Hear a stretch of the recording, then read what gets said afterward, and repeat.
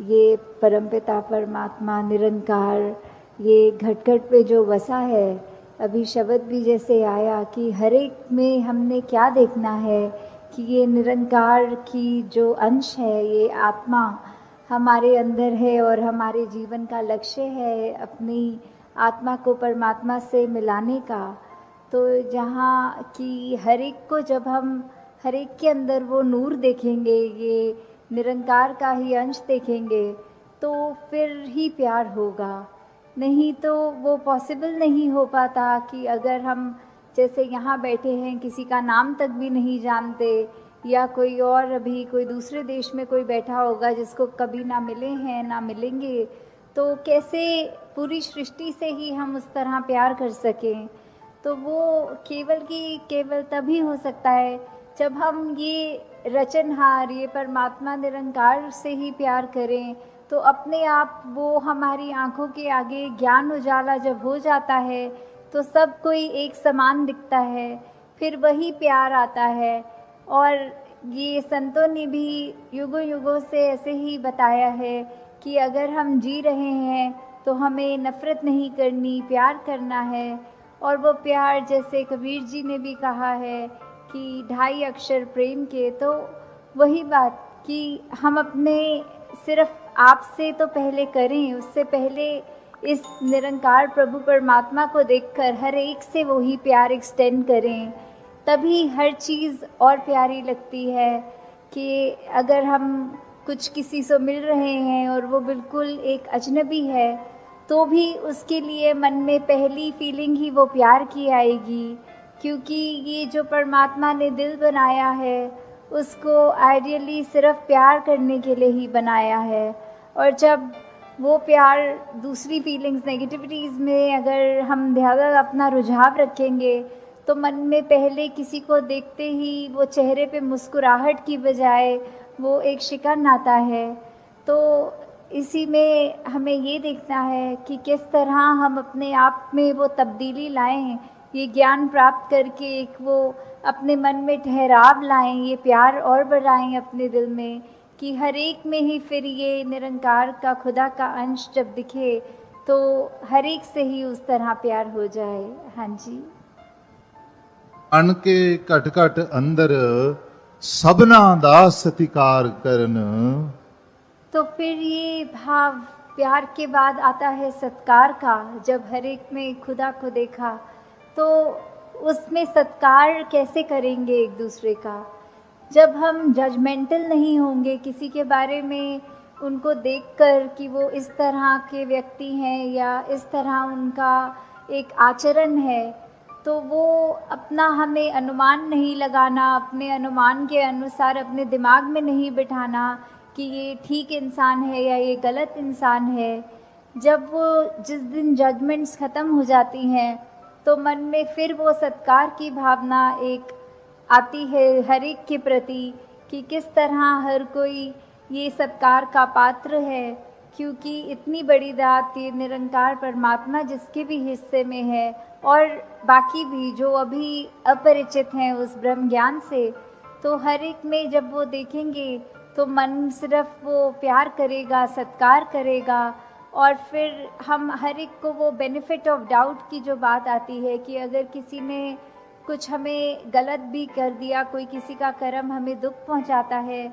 तो अपने उस व्यक्ति से गुस्सा ना करके सिर्फ एक ही भाव मन में अपने आप आएगा कि उस व्यक्ति की शायद कोई मजबूरी रही होगी, आज उसका हो सकता है दिन अच्छा ना रहा हो, कोई किसी ने कुछ उसको बुरा बोल दिया हो तो इसलिए उसका मन कड़वा हुआ है, इसलिए उसके बोल कड़वे निकले हैं। तो जब तक ये बात नहीं हम दे पाएंगे अगले को बेनिफिट ऑफ डाउट, तब तक हम वो सत्कार, ये प्यार कुछ भी नहीं उस तरह दे सकेंगे, क्योंकि हम अपने आप को तो बहुत जल्दी उस तरह माफ़ कर देते हैं कि चलो ये चीज़ हमसे गलत हो गई, कोई बात नहीं, हम अपने आप को माफ़ कर रहे हैं। पर वही अगर सामने वाला व्यक्ति कुछ अगर गलत करता है तो एकदम से हम उसका एक वो जजमेंट पास करते हैं, हम ये सोच विचार कर लेते हैं कि ये इंसान को तो आज के बाद मुड़कर देखना भी नहीं है। तो हमें इस तरह अपने जीवन में सुधार करना है, कि किसी ने अगर कुछ गलत कर भी दिया तो उसके लिए भी मन से यही अरदास करनी है कि दातार कृपा करके ये जो भी कमियां हैं हमारे अंदर, दूसरों के अंदर, वो दूर होती जाएं और ऐसे ही प्यार और सत्कार जग में बढ़ता चला जाए। हाँ जी। गुण गावण नित ऐसे एक दे, ऐसे दादीदार करन। तो ये जो दीदार की बात होती है, किसका गुण गाना है, किसके दीदार करने हैं, तो वो ये परमपिता परमात्मा निरंकार, ये जो एक ऐसी सत्ता है जो शुरू से है, वो हमेशा से कायम दायम रहने वाली, कि कैसे हम जब तक वो एक निरंकार जो इस तरह से देखा जाए, अगर एक व्यक्ति दूसरे को देख रहा है तो उनकी आंखों के बीच में भी वो है, वो अपनी पलकों से भी नज़दीक है, जैसे बोलते हैं शारक से भी नज़दीक। तो इतना करीब होने के बाद जब वो अपनी आंखों से नहीं खुद देखा जाता, वो संतों का संग करने के बाद ही ये दात प्राप्त होती है, जो अपने लिए तो सुखदायी होती भी है और हमारे जीवन में वो ऐसा एक हमारा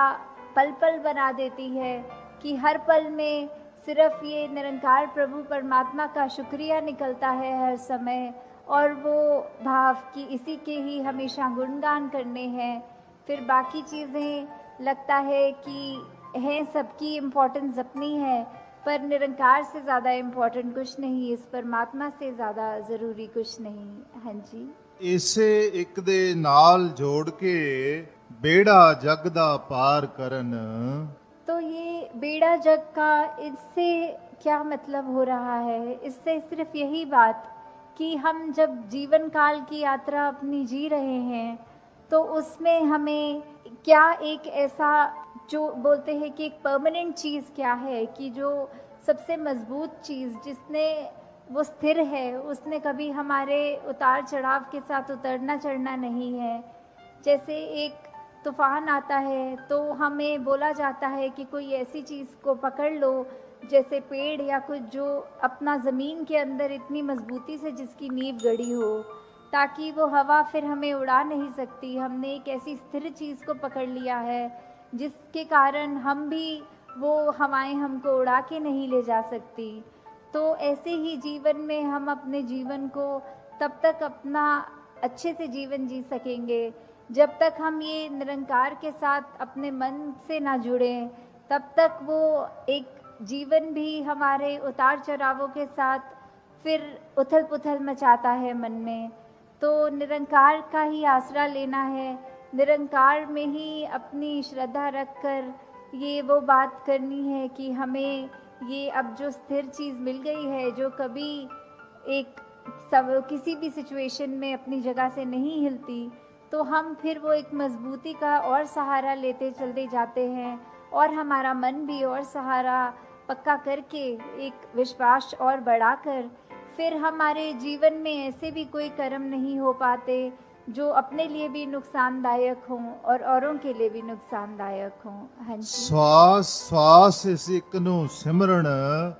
ਦੂਜਾ ਕਦੇ ਧਿਆਵਣ ਨਾ। तो फिर जब एक ये लगन लग जाती है निरंकार के साथ, ये अपने इसको हम हर पल अपने जहन में, अपने ऐसे कर्मों में, अपने भावों में पल पल, वो हमें पता भी नहीं लगता कि जिस तरह सांस लेना होता है उसके लिए कोई खास समय अलग से नहीं निकलता, कुछ भी करते हुए हम वो श्वास लेते हैं, वैसे ही ये निरंकार का एहसास हमारे मुख से उस तरह कभी तो शब्द रूप में भी सिमरन निकलता है और कभी अगर कोई अन्य काम में व्यस्त हों तो भी वो एक लिव जुड़ी जिसको बोलते हैं निरंकार के साथ। तो जब वो हो वहाँ पे हम रहें पूरे समय, तो दिन में कुछ भी करते चले जाएं पर लगातार एक चीज़ एक कांस्टेंट रहती है, वो है कि ये निरंकार का एहसास। तो जब तक हम वो सिमरन रूप में अपना नाता निरंकार से और गहरा करते जाएं, जितना अधिक से अधिक हो सके मन में भी करें और बोल से भी सिमरन करें, ताकि वही बात कि ये निरंकार ही है जो सही मायने में सब कुछ है और बिना उसके कुछ भी नहीं, और वो खुद भी सब कुछ होते हुए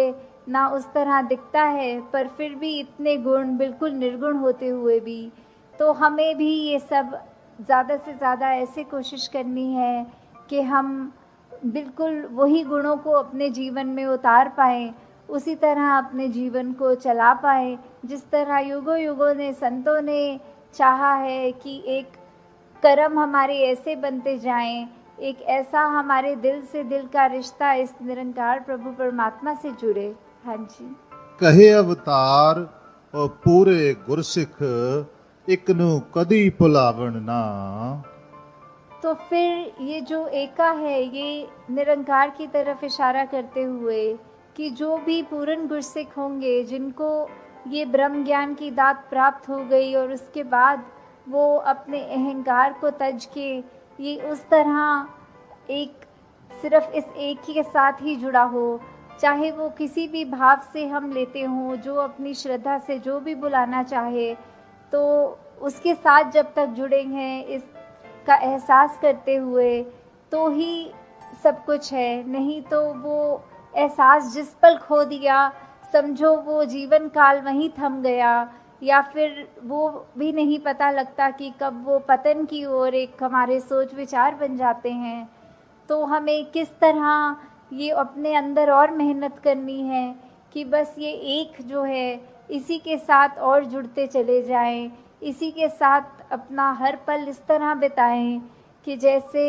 एक मछली होती है, जब उसको पानी से बाहर निकाल दिया जाता है तो कैसे तड़पती है, वैसे ही जिस पल हमें इस निरंकार का चेता भूले, उसी समय ये तड़प अंदर से अपने आप वो लिव वापस जोड़ दे। तो इस तरह कोशिश करके अपने जीवन को हम एक उस तरह ढालें कि किस में हमें, जहाँ ये निरंकार प्रभु परमात्मा जो अंग संग है, सदा है, कायम है, और उसको ना कोई काट सकता है, ना उसको कोई गीला कर सकता है। एक ऐसा परमात्मा जो शुरू से था और अंत तक है और उसका कोई अंत ही नहीं है। तो वैसे ही हमें भी उसके साथ जुड़ते हुए अपने जीवन को भी और सुधारना चाहिए। और आज इधर आकर जिस तरह आप सब, चाहे गर्मी का इतना मौसम भी रहा, इतना कंफर्टेबल नहीं था सबके लिए, तो भी इतने घंटे निकाल के आप सब इतनी पेशेंस से आज सत्संग में जो भी अनमोल वचन यहाँ सुनाए जा रहे थे, उनको इतनी श्रद्धा से सुनते हुए, उनको अपनाते हुए, और बिल्कुल ये सरेंडर्ड रूप में एक अपने आप का ये निरंकार के आगे अपनी अहंकार को तजते सिर्फ एक वो शीश झुकाकर, एक चेहरों पे मुस्कुराहट रखकर, ये जो अंदर और सीखने की भावना कि एक गुरसिख का तो जीवन ही यही है कि हर पल सिर्फ सीखना ही सीखना है। तो उसी भाव से जब एक मर्यादित रूप में सत्संग होती है और सारी वो बातें सबकी सुनी जाती हैं, तो अपना मन जहाँ हमारा और साफ होता जाता है, जीवन में अच्छे गुण आते रहते हैं, और उसी तरह हम एक और खूबसूरत ये इंसान बनते हैं। हम खुद भी इस मिशन के साथ जब जुड़े हैं, तो ये निरंकारी मिशन का हम एक एक व्यक्ति, हम यहाँ एक एक महापुरुष अपने जीवन को उस तरह सुधार के रखें कि एक समाज में भी अगर कहीं जाएं तो सबके मन में यही लगे कि इस व्यक्ति के जैसे बनना है, इसके पास एक ऐसी दात है जो उसको एक हमेशा बाकियों से अलग दिखाती है। तो इस तरह हमारे कर्म ही जब वो प्रचार का रूप ले लें, हमारी भाषा ही प्रचार का रूप ले ले, हमारे सोच ही प्रचार का रूप ले ले, तो फिर हमारा ये जीवन काल जब तक है और उसके बाद जैसे लोग सुखी